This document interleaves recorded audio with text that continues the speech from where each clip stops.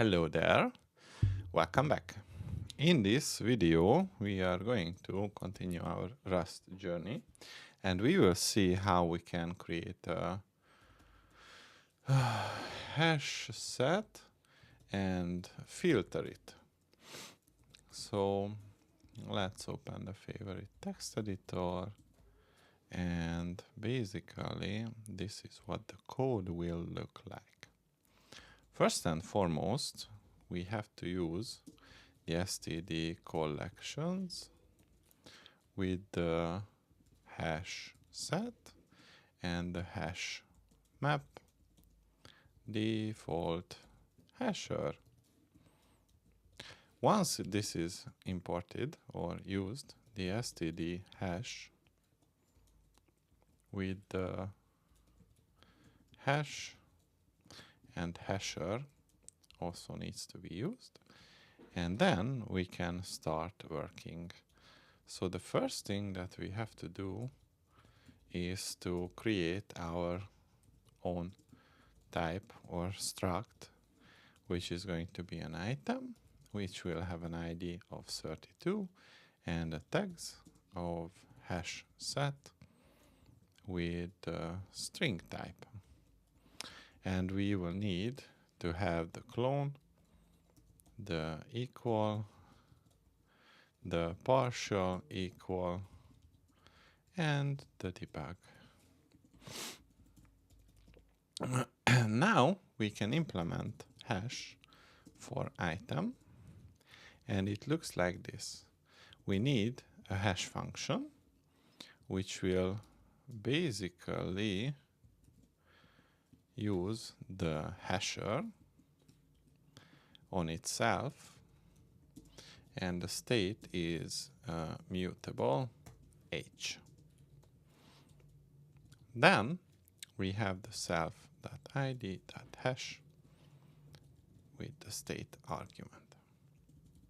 In the main function, a couple of things are going to happen. We will have the items, which is a hash set, empty hash set.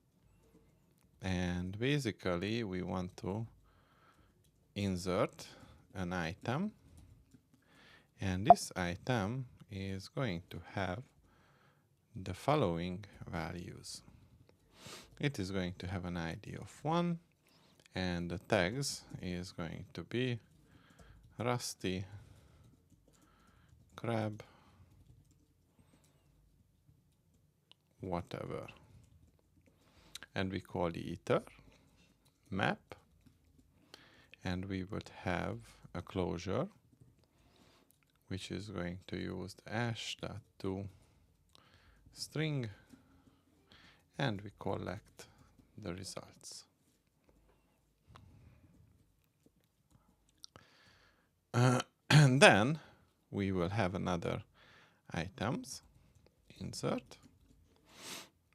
Let's bring it to the top so you may be able to see it. And technically, we just have to copy and paste it.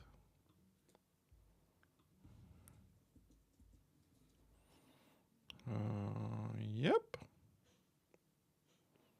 Insert item and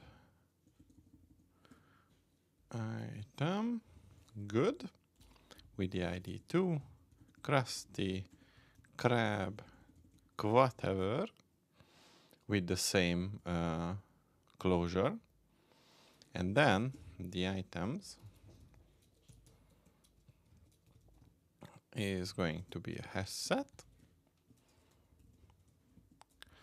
and it is going to be items.iter filter on the item, item.tags.contains rust, and we cloned it so we don't have this borrow conflict, and then we can use the print line on the debug formatter with the Rust items. Let's save it and use the Quake notch. And in the desktop coding HashSet and filter, we issue the cargo run. And there we go.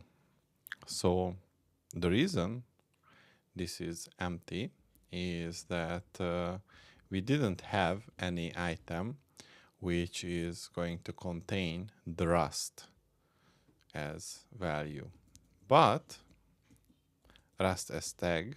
So if I remove this one and this one and rerun once again, you can see that it was able to add it to the final list of Rust items. And basically, we have implemented a new struct and implemented on it the hash trait. And this allows us to basically filter our own custom hash sets. And that was all I wanted to show you. See you in the next one.